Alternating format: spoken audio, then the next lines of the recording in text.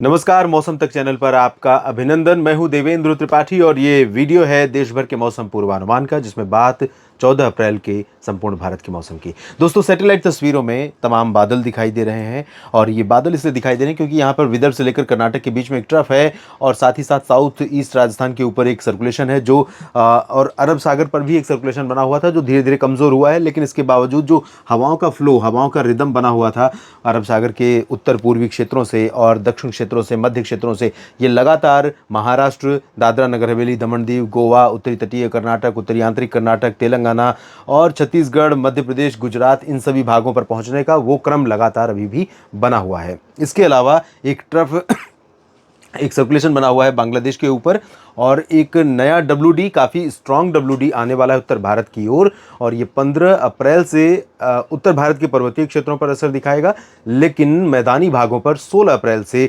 असर इसका दिखना शुरू होगा। आने वाले दिनों में देश के कई राज्यों में बारिश होने की संभावना है। फिलहाल आइए जानते हैं 14 अप्रैल को कहाँ पर बारिश होगी और कहाँ पर हीट वेव यानी लू का प्रकोप दिखाई देगा।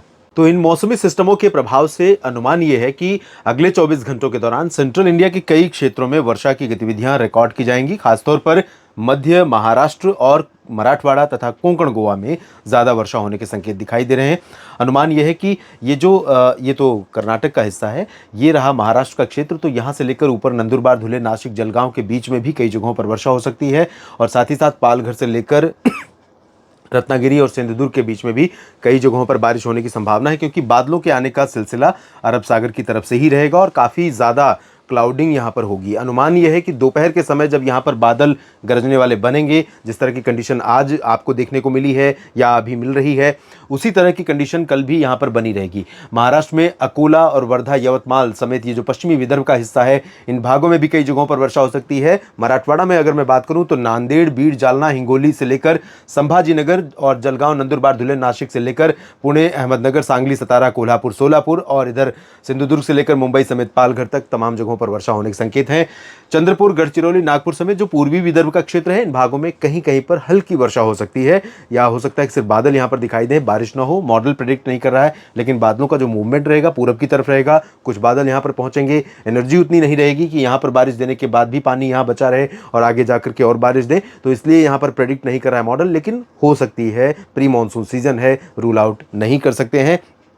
इन बादलों का असर मध्य प्रदेश के ऊपर भी दिखेगा, गुजरात के ऊपर भी दिखेगा। गुजरात में वडोदरा और अहमदाबाद, गांधीनगर से लेकर नीचे का जो हिस्सा है, डांग, तापी, भरूच, नर्मदा, सूरत, वलसाड़, नवसारी और दादरा नगर हवेली, दमन दीव से लेकर सोमनाथ, वेरावल तक का क्षेत्र, सुरेंद्रनगर, राजकोट, जामनगर का हिस्सा, इन भागों में कुछ जगहों पर हल्की वर्षा देखने को मिल सकती है अगले 24 घंटों में। सिमिलरली अगर मैं कहूं कि गुना से लेकर के बैतूल तक, भोपाल, विदिशा, उज्जैन, इंदौर, धार, खरगोन, खंडवा, मंदसौर समेत नीमच, रतलाम, ये वाला जो हिस्सा है, इन भागों पर भी गर्जना वाले बादल पहुंच सकते हैं और हो सकता है कि कहीं कहीं पर गरज के साथ वर्षा भी रिकॉर्ड की जाए। मध्य प्रदेश में वैसे ही तो मॉडल बिल्कुल बारिश नहीं दिखा रहा है, लेकिन दोपहर के आसपास लगभग 11-12 बजे के आसपास अनुमान ये है कि यहाँ पर बादल पहुंचने शुरू होंगे और दोपहर के बाद 3-4 बजे तक ये उमरिया और जबलपुर, पन्ना, सागर, सतना, टीकमगढ़ तक बादल पहुंच जाएंगे। रीवा, सीधी, सिंगरौली तक बादल पहुंच जाएंगे।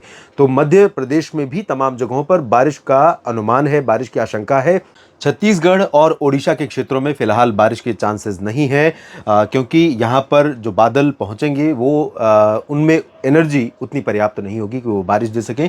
लेकिन पेंड्रा रोड, अंबिकापुर से लेकर रायपुर, राजनांदगांव, कोरिया, सरगुजा समेत ये उत्तर पश्चिमी क्षेत्रों में कहीं कहीं पर हो सकता है कि कुछ बूंदाबांदी हो जाए, ऐसे बादल होंगे। दक्षिण भारत की बात करते हैं, क्योंकि महाराष्ट्र से सटे हुए कर्नाटक के तमाम इलाकों पर आज भी क्लाउडिंग है और कल भी क्लाउडिंग रहेगी। कल केरल के इन मध्य भागों से लेकर के तटीय कर्नाटक और गोवा, उत्तरी आंतरिक कर्नाटक, दक्षिणी आंतरिक कर्नाटक के कुछ हिस्सों में बादल पहुंचेंगे और कहीं कहीं पर हल्की वर्षा हो सकती है। उत्तरी कर्नाटक में गुलबर्गा से लेकर गडक के बीच में और इधर चित्रदुर्गा से लेकर बेल्लारी, हसन, मैसूरू, बेंगलुरु समेत इन भागों में कुछ स्थानों पर गर्जना वाले बादल बन सकते हैं और कहीं कहीं पर हल्की वर्षा हो सकती है। तेलंगाना के भी उत्तरी क्षेत्रों में हैदराबाद से रामागुंडम के बीच में बादलों का प्रभाव कल रहने की संभावना नजर आ रही है, लेकिन बारिश के आसार या आशंकाएं बहुत कम है। हालांकि रूल आउट नहीं कर सकते जो सीमावर्ती क्षेत्र हैं, महाराष्ट्र और कर्नाटक से सटे हुए जिले हैं, इन भागों में कहीं कहीं पर बूंदाबांदी हो सकती है।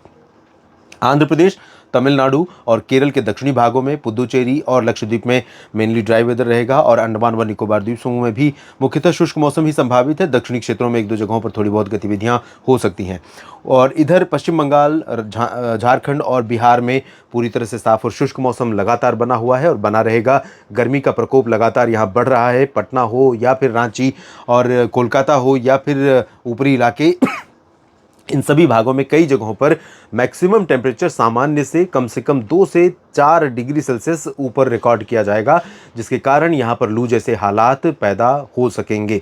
और पैदा होंगे लू जैसे हालात तो लोगों के लिए ये जो गर्मी होगी काफ़ी परेशान करने वाली होगी, क्योंकि बहुत सडन स्पाइक हुआ है। आमतौर पर जब सर्दियाँ ख़त्म होती हैं और मार्च अप्रैल से टेम्परेचर में बढ़ोतरी शुरू होती है तो बहुत ग्रेजुअल इंक्रीज़ होता है, यानी बहुत धीरे धीरे ऊपर जाता है तापमान। लेकिन यहाँ पर जिस तरह से पहले शुरुआती दिनों में फरवरी में तापमान बढ़ा, उसके बाद मार्च में बारिश लगातार होती रही जिसकी वजह से राहत रही, और फिर अप्रैल में अब सडन स्पाइक हो रहा है। तो ये ग्रेजुअल का अंतर नहीं समझ में आ रहा है। कभी 30 डिग्री टेम्परेचर होता था, अब वो 40-42 डिग्री पहुंचा है। तो 10-12 डिग्री सेल्सियस का अंतर गर्मी के दिनों में और वो भी अधिकतम तापमान में, ये बहुत ज़्यादा होता है और बहुत परेशान करने वाला होता है। इधर पूर्वोत्तर में अरुणाचल को छोड़कर बाकी जगहों पर ड्राई वेदर रहेगा। उत्तर प्रदेश में पूरब से पश्चिम तक, हरियाणा और दिल्ली, पंजाब, राजस्थान, इन सभी मैदानी क्षेत्रों में लगातार उत्तर पश्चिमी दिशा की ठंडी और शुष्क हवाओं का प्रभाव रहने की संभावना है। और यहाँ पर इसके चलते ही मैक्सिमम टेम्परेचर इन सभी क्षेत्रों में काफ़ी ज़्यादा रहेगा। सामान्य से कम 2 से 5 डिग्री ऊपर रह सकता है। अमृतसर से लेकर पटियाला, लुधियाना, करनाल, रोहतक, दिल्ली, मेरठ, मुरादाबाद, बरेली, शाहजहांपुर और झांसी, ललितपुर, कानपुर, लखनऊ से लेकर अयोध्या, वाराणसी तक और अलवर, भरतपुर, दौसा, करौली, धौलपुर, सवाई माधोपुर से लेकर उदयपुर, भीलवाड़ा और जालौर, जोधपुर, जैसलमेर, बीकानेर, बाड़मेर, गंगानगर, चूरू, इन सभी भागों में तापमान सामान्य से ऊपर रिकॉर्ड किया जाएगा, कम से कम 2 से 5 डिग्री, 4 डिग्री ऊपर, जिसकी वजह से लू जैसी परिस्थितियां यहाँ पर पैदा हो सकती हैं। और राजस्थान के बीकानेर से लेकर ये वाला जो हिस्सा है, जैसलमेर से लेकर दक्षिणी क्षेत्र हैं, इन भागों में कुछ बादल बनने शुरू होंगे, कुछ बादल पहुंचेंगे, तब बढ़ते हुए टेम्परेचर पर थोड़ी लगाम लगेगी। हिसार से लेकर रोहतक और इसके नीचे चरखी दादरी, झज्जर, महेंद्रगढ़, गुरुग्राम, फरीदाबाद, पलवल तक भी बादल पहुंचेंगे। दोपहर के आसपास दिल्ली से लेकर दिल्ली के पूरब में, दिल्ली में खासतौर पर शाम तक बादल पहुंचेंगे, लेकिन उत्तर प्रदेश के दक्षिणी भागों में दोपहर के बाद 3-4 बजे के आसपास बादल आने शुरू हो जाएंगे, तो थोड़ा धूप का असर कम होने लगेगा। जो चुभती धूप है उसका प्रभाव थोड़ा सा कम हो जाएगा, लेकिन बहुत ज़्यादा अंतर आपको दिखाई नहीं देगा।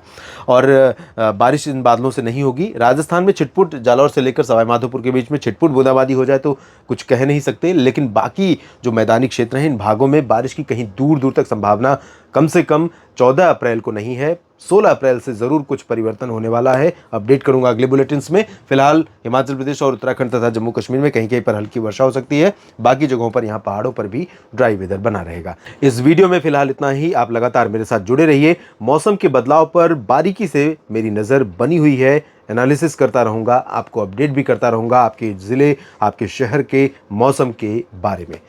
धन्यवाद।